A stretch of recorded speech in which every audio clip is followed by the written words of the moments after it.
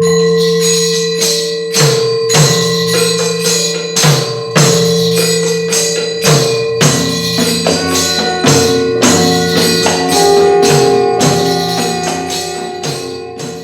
morning.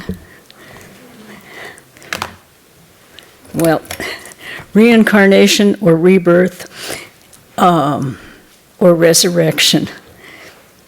Another title could have been Stop the World, I Want to Get Off. Yesterday we had a memorial service and it started out with this beautiful song, not as beautiful as today's, but this was gorgeous. I am the resurrection and the life, saith the Lord, and he that believeth in me shall never die. This is one of the great tenets of the Christian faith, and resurrection implies that we are going to revivify the body that we have been occupying. Now, that frankly doesn't make a lot of sense to me because it implies one body, one life, one birth. And I personally can't see how that is logical. We all seem to, first of all, I don't think even in science you can make something out of nothing. And one birth, one life, one body means you started with nothing and came up with something, and then it's going to disappear. So you can't make something into nothing either. Even Einstein said matter changes form, but it doesn't disappear. And we haven't gotten to a point where we know what's happening in the black holes yet. They're just black holes. Reincarnation. The other odd thing about resurrection is that reincarnation was, pre-existence of the soul was decreed anathema by Justinian in 534. Prior to that, the Hebrews had believed in pre-existence of the soul and reoccurrence of the soul.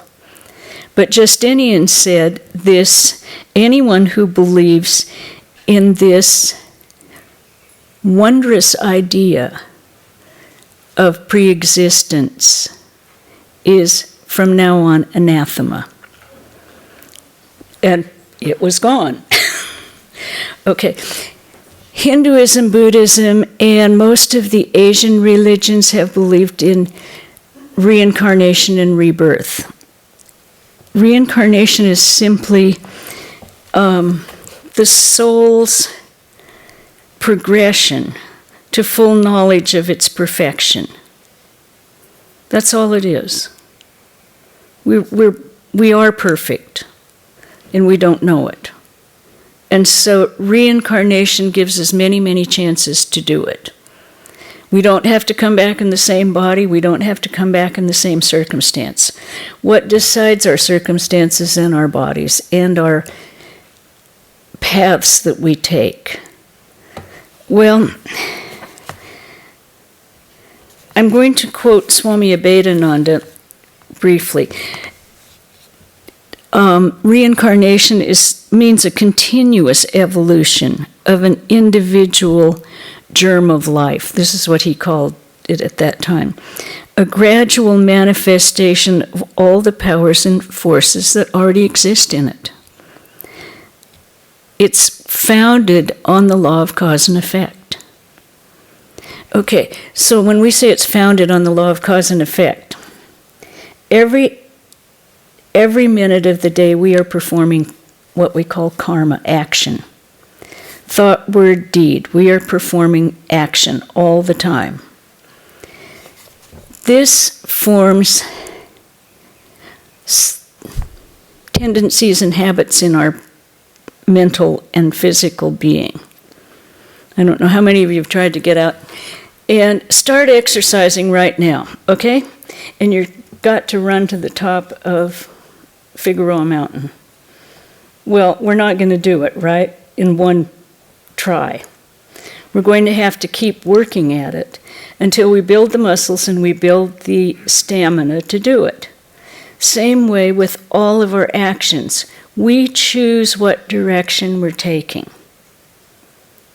We choose that direction because we determine our actions. We have old habits called samsara, which comes into this life with us, old tendencies. Often you'll see those as reactions when you're doing something. All of a sudden you'll just react. And you go, now why did I do that? After you've reacted and gotten a bad comeback. Then you go, I wonder why I did that. Well, it's because sometime in some past life or past existence, you had done that and done that and done that. And we're given the chance this time to change that.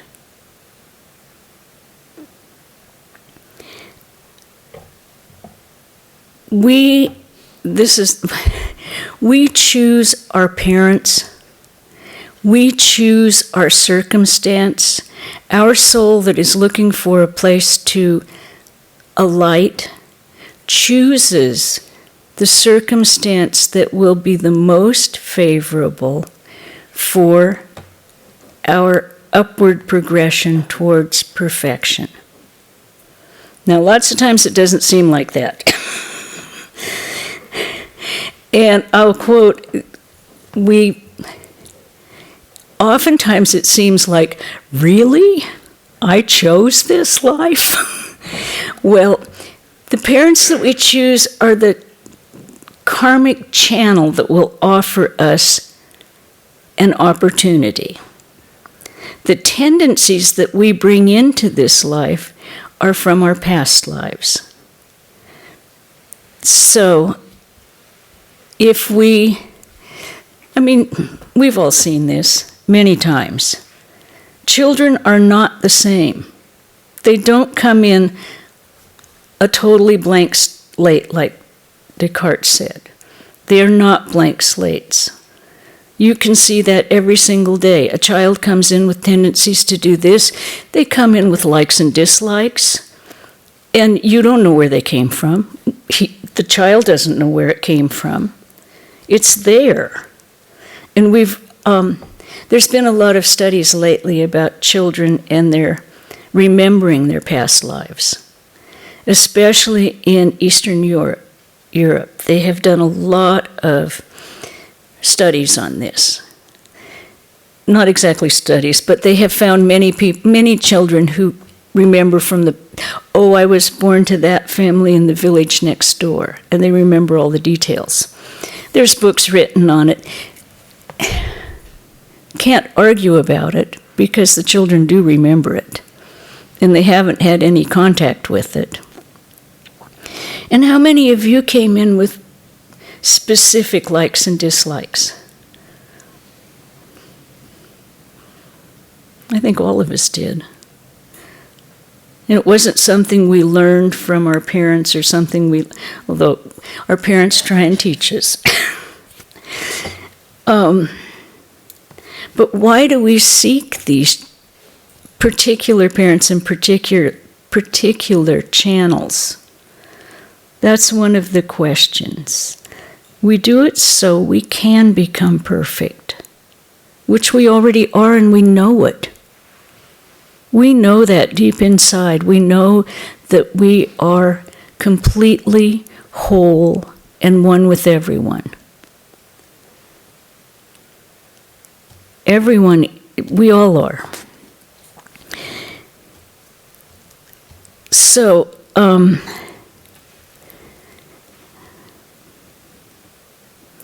okay, I will give Swami Abhedananda's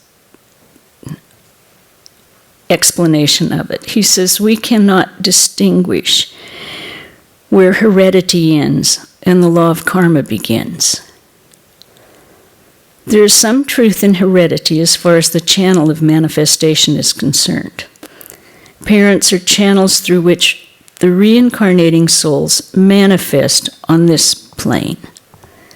Now, why certain souls seek certain channels, who knows? That is the law of karma. Our past actions decree which channel we will choose. Each will go through the channel which it deserves, to which it is drawn to by its natural tendencies. Like attracts like. Souls which must gain certain experiences will seek that environment which will give them the experiences that they need. Well, this takes all the onus off why some people seem to be born in dire straits and others are born in very, very comfortable situations. It's not some God up in heaven who is deciding you deserve this and you deserve that. It's you're doing it yourself in your past lives. Now this sounds really fatalistic and really like, oh my God, did I really do this? But the upside of it is you can determine where you're going next. Because you are in charge of it. So by your actions in this life, you can determine what you're going to do in the next life, if you want a next life. Oftentimes people would rather get off, like I say, stop the world, I want to get off. But the only way to get off is to realize God, to realize your own divinity. You don't get off by just the body dying. That doesn't work. Because just like when you throw out your old shirt, you're going to get a new one. Because you'll get cold, or you'll want to go somewhere, and you need a shirt to go in. So you will get another body if you have not realized your own divinity. How can we do that? How can we decide that and make those choices every day? Any ideas?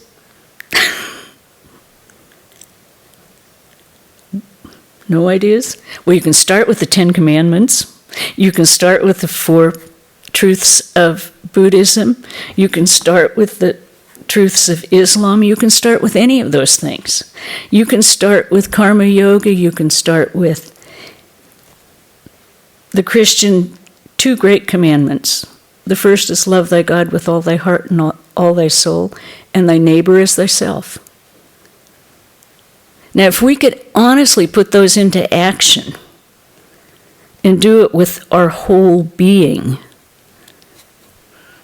we wouldn't have to get a new shirt or a new set of clothes. We could casually walk off and become what we are, or realize what we are. And it's really that simple. We try to make it difficult. And believe me, I know how to make things difficult. I am supposed to be on this exercise regime to keep me active more often. I can think of more excuses not to walk up and down Ladera Lane, which I find just odious. And I can think of every excuse in the world. Oh, the wind's blowing. Oh, I'm tired today. Oh, I don't really have enough time. I can't get back in time for breakfast. I mean, I can think of every excuse in the entire world. Oh, I don't have someone to walk with. Only takes 25 minutes, and I'm making all these excuses. Realizing God is also, if we put our whole mind and heart into it, as easy as walking up and down Ladera Lane. But we find every excuse. Well, golly, I guess we need a plumber today. I see there's a leaking pipe over there. Well, I don't have time to go to meditation today because I have to meet I have to meet the tree people. We have to get the trees trimmed. We can think of every excuse in the world, but we honestly do have time to do all these things. Time is all in our minds also. Time, space, and causation is infinite. There is infinite time to do everything. It's only when we procrastinate and fight what we are doing that we run out of time. At least that's what I find. If we just do it, it's done, and we don't have to worry about it. So, in case I've gotten you sort of lost, I'll once again quote Abhedananda. He said, "We create our own destiny by our own thoughts and desires. What is it that you want most in this life? Is it God, or is it happiness? Is it love? Is it success? What do you really want most in this life? What is your primary desire?" Once we divine, he says we create our own destiny by our thoughts and desires. What we are today is the result of our past existence. God is not responsible for our condition. We ourselves are responsible. And if we understand this secret, or its mystery of the soul, then we can mold our future in such a manner that we will never go down, but will rise higher and higher until we have reached the goal of our existence. I heard that so many years ago, and I thought, oh, that makes perfect sense. That doesn't help to realize it intellectually. It doesn't get the job done. We can all agree with these lofty philosophy, which makes perfect sense to me. But until we put it into action, into our own lives, we're not going to realize the perfection of our own existence. And how do we put that into our own lives? Okay, one of the first things is, the main thing standing in our way is our ego. The sense of me, mine, I and mine. This is my place. This is my family. This is my home. No. These are all things that we are taking care of. Actually, all we are caretakers, because our short time on this planet, nothing is ours. I remember when I first moved to Santa Barbara, I had a friend who taught me a great lesson, really a big one. She was like 22, and I was like 25, and we used to go sit in the cemetery. And she would say, we would go at lunchtime, and she'd say, I come here every time I think I'm indispensable. She said, I look around at all the gravestones and I go, we're getting along fine without you, we're getting along fine without you, we're getting along fine without you. And I'm sure everyone will get along fine without me.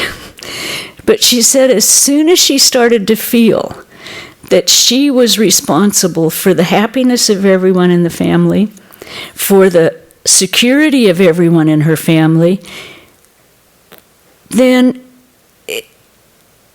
the peace of the family went away. Because she said she got anxious and created a certain tension there that affected everyone else. So that's one way we can start watching our actions and putting these ideas into daily practice. We watch our own behavior. How are we affecting other people in our, as Pravrajika used to say, our orbit? Now, our orbit are the only people that you really can affect. That's your immediate family, the immediate people that you deal with every day. And basically, I would say Vedanta has a certain orbit, people who come regularly, so I would say we're all in the same orbit. We can affect each other. And how do we want to affect each other? Do we want to have it a peaceful, harmonious, not harmonic, I'm still on the music, it was gorgeous. Harmonious interaction? That's up to each one of us. Sure, we all wake up sometimes and you're just ready, bad mood, good mood. Those are just nothing but the gunas going through. That's not you. You can overcome those or override them. You can look at those things and say, why am I doing this today? Well, I know. I woke up in a kind of a grumpy mood because the cat came in at 3 o'clock and wouldn't leave me alone. And I was like, really? Go away. But she would not. So, and those things happen to everyone. We all have things that go wrong in our lives. That's just life. It happens. It's not personal. It's really not personal. It's just life. And Maya, as someone said, deal with it. Don't fight it, deal with it. So,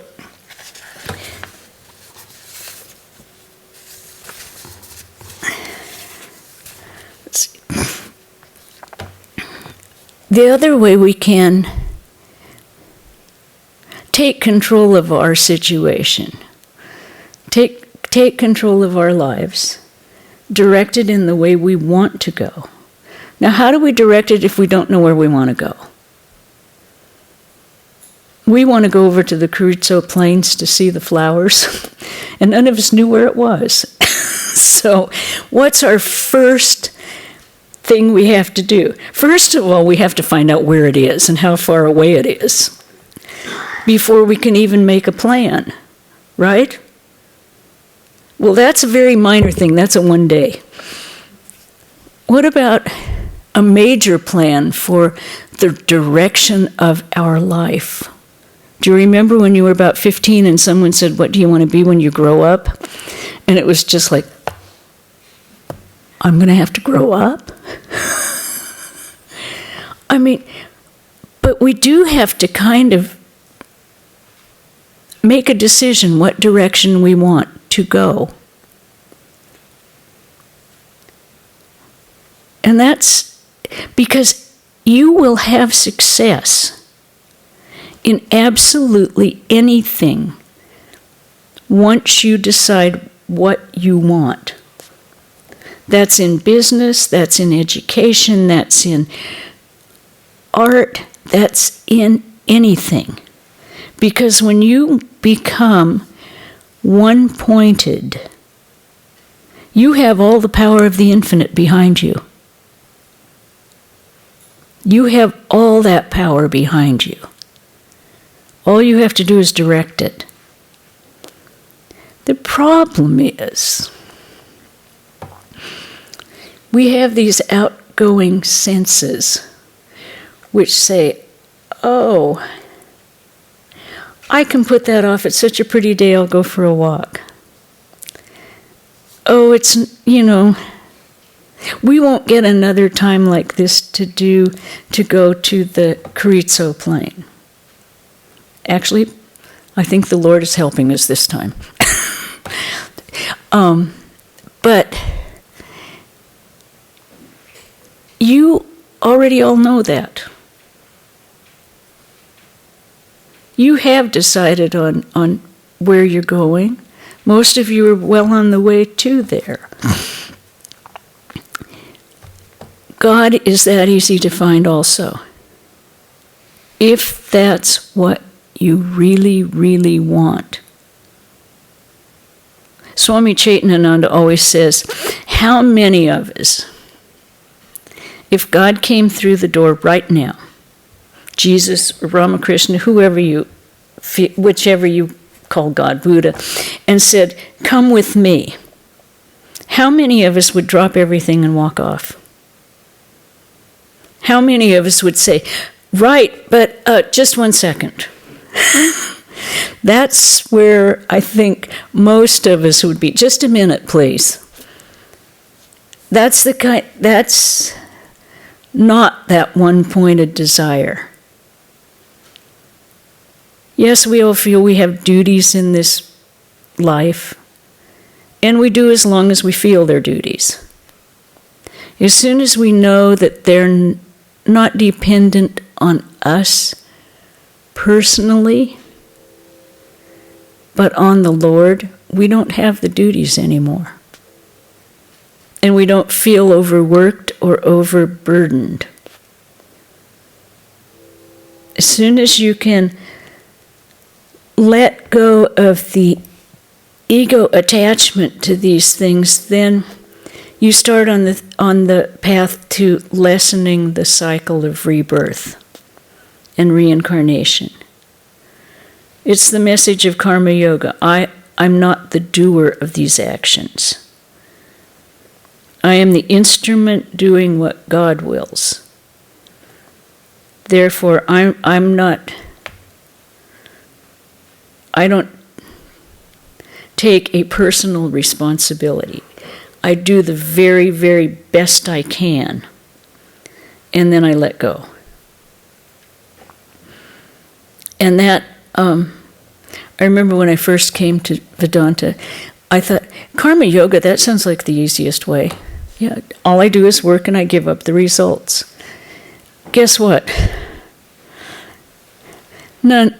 It goes against our very nature to give up the results. We all want praise for what we've done. Oh, you did such a good job of painting that house. Oh, what a wonderful meal you've cooked. My goodness, you did a good job designing that website. We want that praise. Our ego craves it. Now, we don't want the blame when it comes. We don't want, boy, did you blow it that time, and it's going to affect everyone. That we don't want. So we pick and choose what we want after we have done the action. Karma Yoga says you don't pick and choose. If you accept the praise, you are going to get the blame, because they are two sides of the same coin. As long as your ego craves that praise, you will get an equal amount of blame. Maybe not the same, it will come. It just does. Cause and effect. What makes your life, what determines your next life?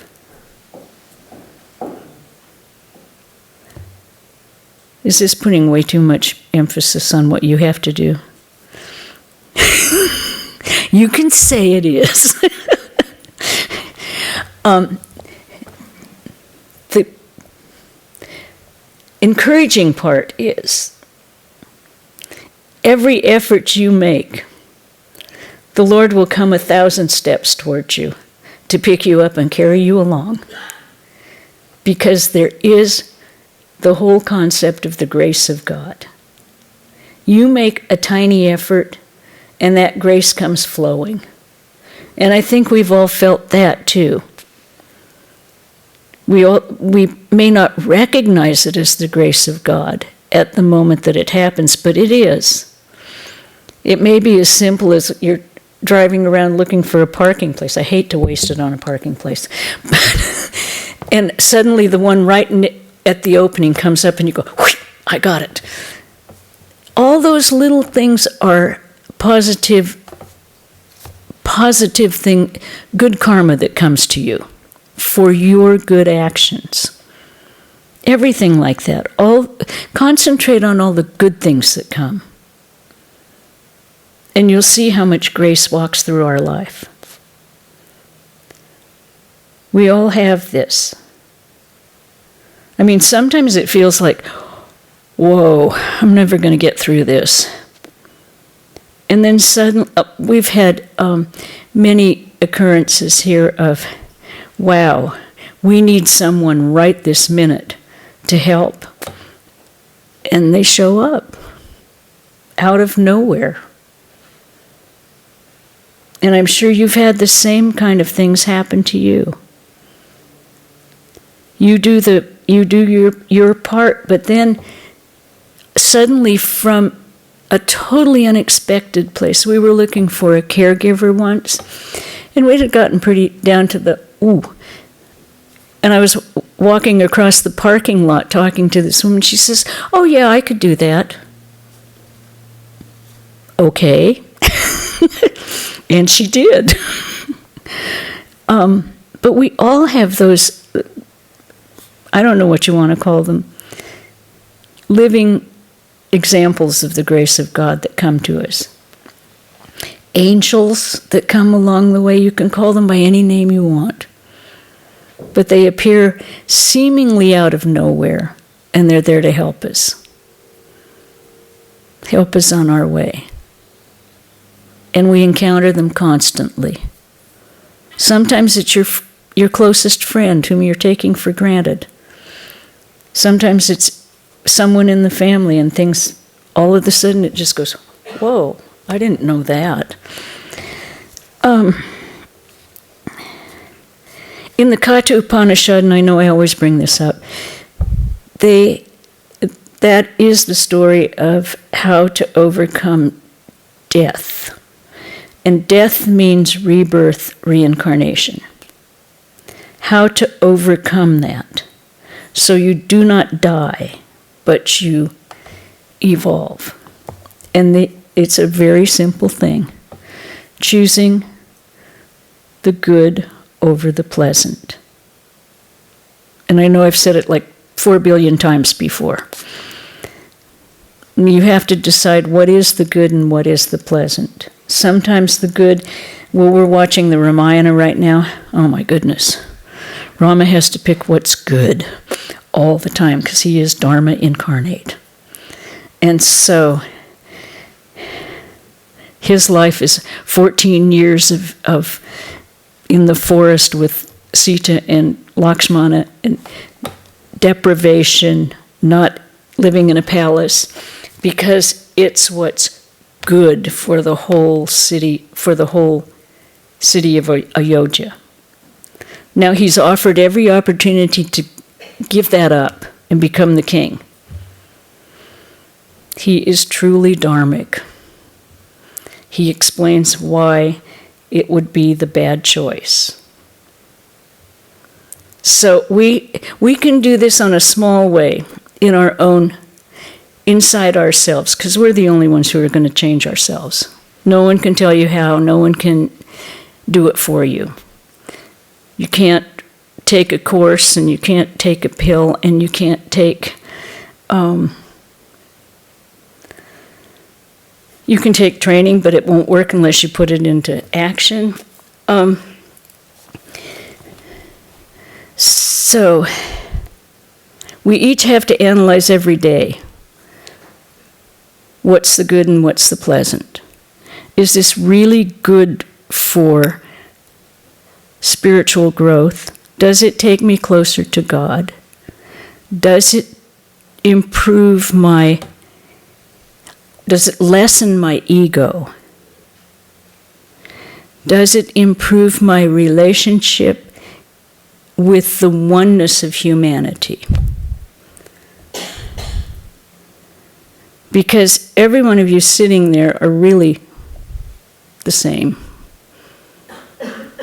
When we can start seeing that every single person sitting in this room is just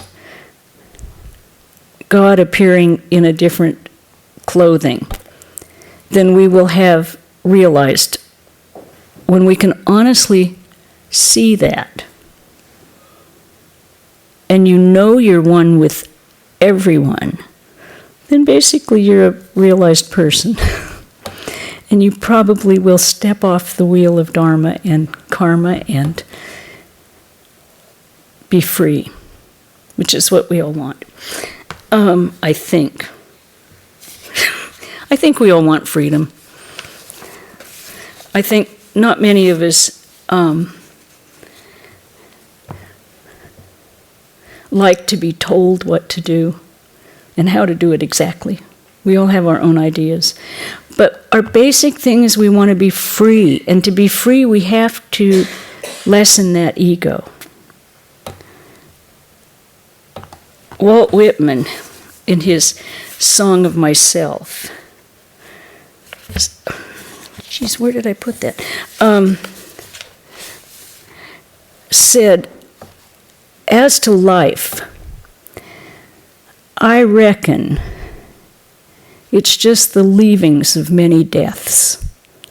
I myself have died 10,000 times. Now, when I read this, I read it, 50 years ago. It didn't mean much to me.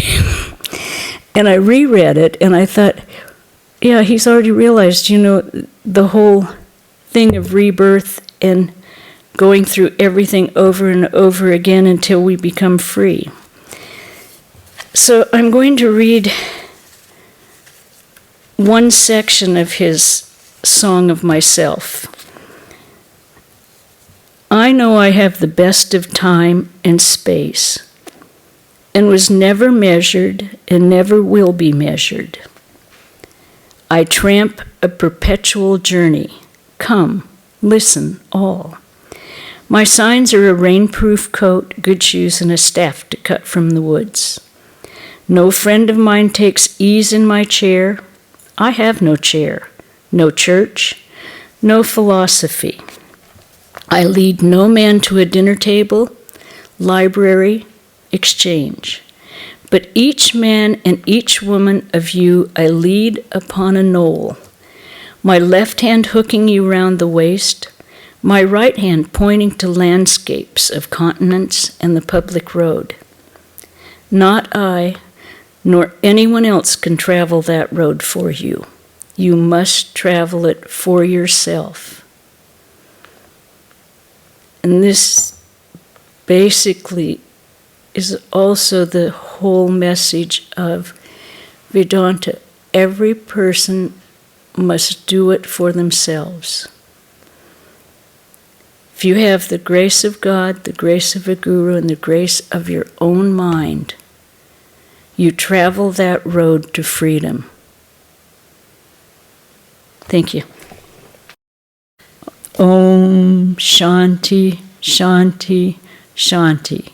Peace, peace, peace be unto us all.